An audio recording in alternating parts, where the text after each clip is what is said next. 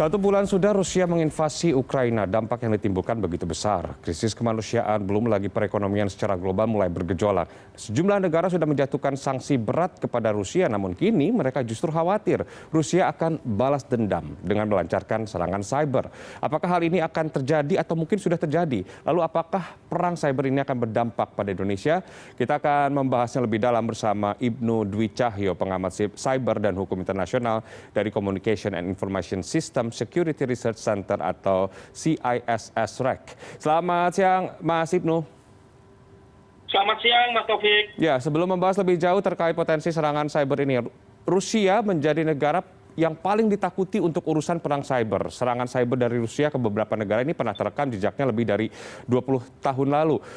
Sebenarnya seberapa kuat sih pasukan cyber Rusia ini?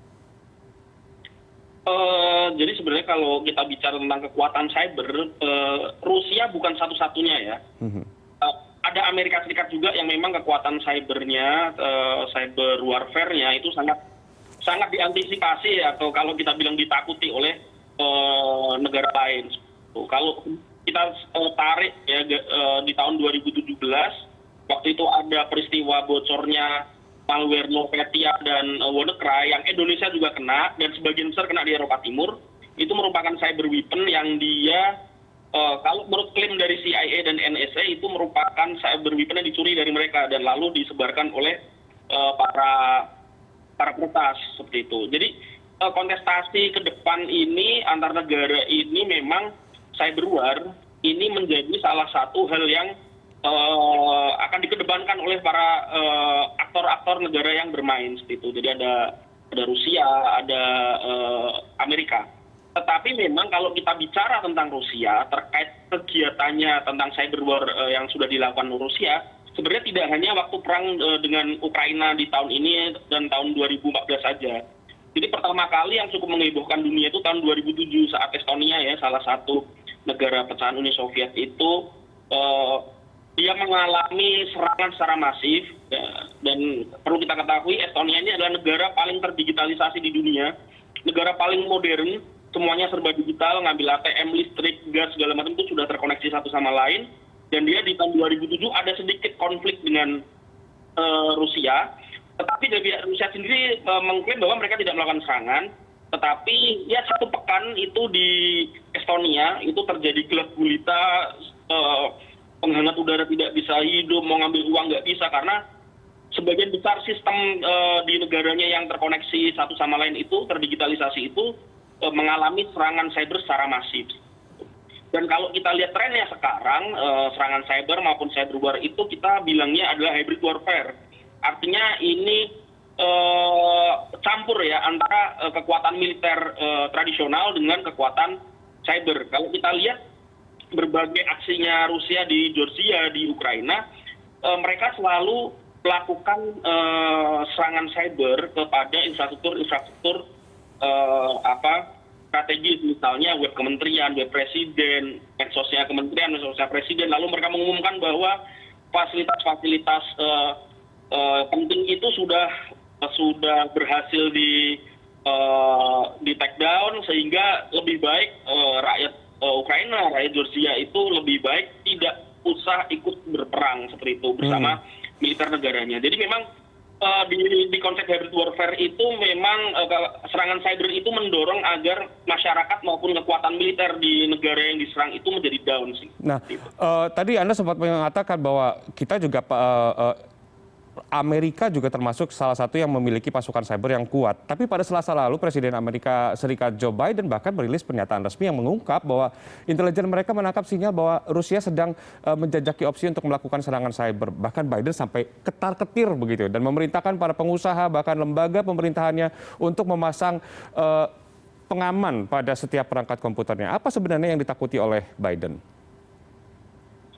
Yang ditakutkan terutama begini, sebelum kita bahas itu kita ingin bicara tentang Pilpres 2016 yang saat ini dibenarkan oleh Donald Trump mengalahkan Hillary Clinton. Dari berbagai pihak, CIA, FBI di Amerika itu menyatakan bahwa ada campur tangan ya, disinyalir ada campur tangan, ada serangan cyber dari pihak Rusia yang ikut mempengaruhi hasil pemilihan presiden di Amerika di tahun 2016. Dan itu baru dari sisi pilpres. Dan kalau kita lihat kemarin, ya, tetapi ini belum dikonfirmasi, ada beberapa kali kesulitan atau kejadian susah transfer ya di sistemnya SWIFT yang memang dipakai oleh negara-negara yang memang sistem perekonomiannya masih mengikuti Amerika memakai dolar seperti itu. Jadi ya termasuk ada beberapa bank di tanah air yang ya ada 1 hari 2 hari itu aplikasinya tidak bisa dipakai. Kan ini kan masih debatable apakah itu juga akibat dari serangan cyber terhadap sistemnya SWIFT yang memang oleh para relawan cyber di Rusia, mereka sudah mendeklar akan menyerang siapapun negara yang mendukung Ukraina. Tetapi kita lihat memang ketakutan itu ada. Jadi sebenarnya kewaspadaan atau ketakutan itu tidak hanya di pihak Amerika saja, tapi juga ada di pihak Rusia dan sekutunya seperti itu. Jadi ada ketakutan di kedua belah pihak. Seperti tadi kami sampaikan, di pihak Amerika pun mereka juga punya cyber weapon ya, yang memang sangat sangat ditakuti oleh negara-negara lain. Tetapi gini, kalau kita mau menilai apakah perang cyber yang terjadi sekarang ini berat sebelah atau tidak, sebenarnya sekarang relatif jauh lebih imbang. Apalagi Tiongkok, China, itu sebenarnya dia adalah negara yang paling leading soal teknologi 5G. Nah, teknologi 5G ini adalah jalan utama untuk menuju era digitalisasi. Itu kenapa di zaman Trump terjadi perang dagang antara Amerika dengan China, dengan Tiongkok. Karena Tiongkok nih lewat Huawei-nya dia sudah leading dengan teknologi 5G.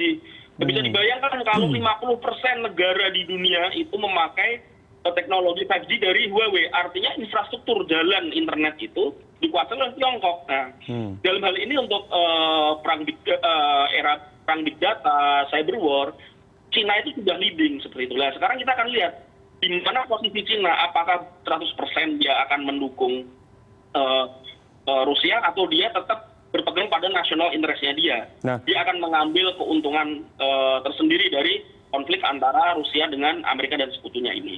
Ya, tetapi yang perlu kita garis bawahi adalah untuk cyber war ini PBB belum mengeluarkan, ya Dewan Keamanan PBB itu belum mengeluarkan satu aturan pun tentang cyber war. Jadi kalau ada cyber war antar negara ini nggak jelas batasannya.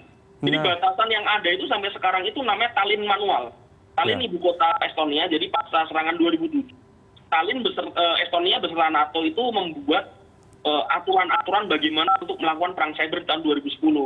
Seperti tidak boleh menyerang infrastruktur seperti air, listrik yang itu untuk memenuhi kebutuhan masyarakat banyak seperti itu. Yeah. Jadi ini nggak jelas nih.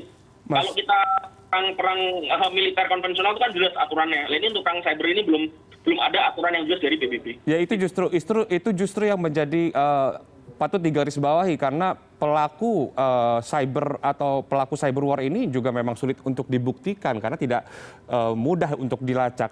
Tapi kalau saja Putin benar-benar melakukan perang cyber terhadap negara Amerika ataupun negara-negara sekutu yang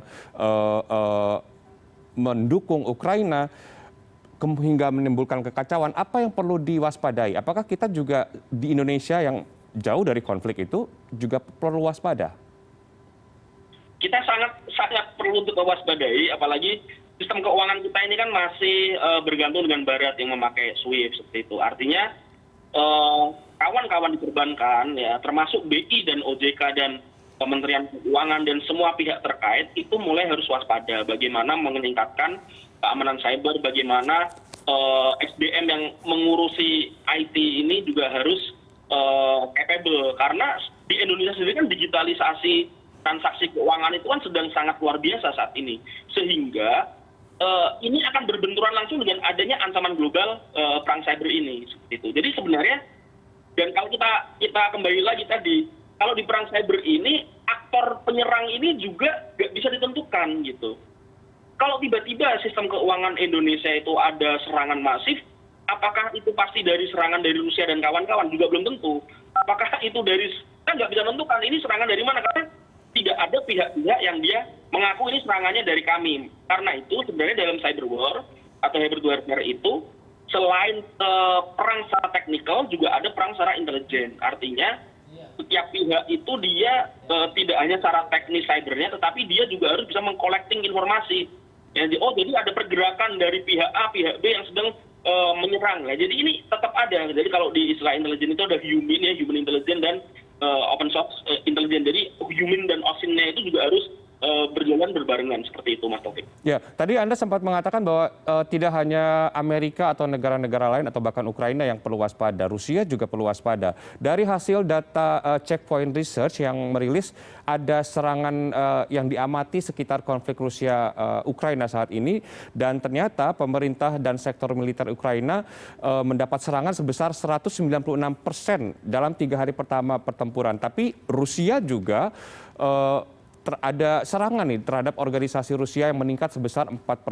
Itu artinya Ukraina melakukan balasan ataukah ini memang serangan datang dari berbagai negara begitu atau hanya dari Ukraina saja? Analisa Anda. Oke, jadi kalau kita mendapatkan data dari Ukraina memang relatif lebih mudah karena lebih terbuka. Artinya kalau ada serangan cyber ke fasilitas infrastruktur krusial dari Ukraina kita bisa mengetahui. Tetapi yang memang kita sulit itu untuk mendapatkan sejauh mana, sebanyak apa serangan yang efektif terhadap Rusia seperti itu. Karena memang informasinya kita relatif tidak bisa mendapatkan dengan mudah. Kalau kita bandingkan dengan waktu ada kejadian NotPetya dan WannaCry pada pertengahan 2017, artinya timingnya itu pasca Pilpres November 2016 di Amerika. Baik. Itu serangannya ada di Eropa Timur, salah satunya Rusia. Waktu itu Ukraina habis-habisan. Itu kan malware dari Amerika sebenarnya. Ya. Itu. Kalau kawan-kawan yang aktif itu melihat itu malware memang didesainnya di Amerika. Tapi kita tidak tahu sejauh mana kerusakan yang dialami infrastruktur di Rusia.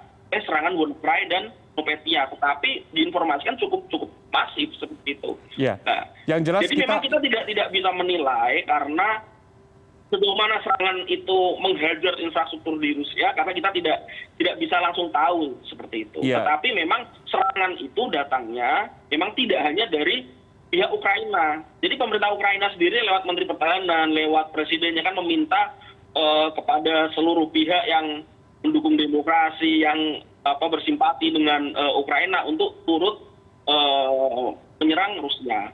Tetapi yang bisa kita sampaikan adalah sebaiknya di Indonesia, baik pemerintah maupun kawan-kawan aktivis cyber itu kita bisa menahan diri agar tidak ikut nyemplung dalam konflik ini. Karena kalau kita ikutan nyemplung nanti bisa menarik front perang itu juga sampai ke Indonesia. Nah ini yang harus kita perhatikan karena di era cyber war ini, hybrid warfare ini tidak ada batas wilayah, artinya borderless. Jadi oke, perang fisiknya ada di Ukraina Rusia, tetapi cyber war-nya ini global seluruh dunia seperti itu. Iya, baik. Terima kasih Mas Ibnu. Itu artinya kita tetap harus, pemerintah Indonesia harus tetap waspada dengan dampak limpahan dari perang cyber Ukraina Rusia ini. Dan kita semua berharap perang tentunya segera berakhir. Terima kasih telah berbincang dengan World Now, Mas Ibnu. Salam sehat selalu. Selamat siang, sehat selalu Mas Taufik dan kawan-kawan.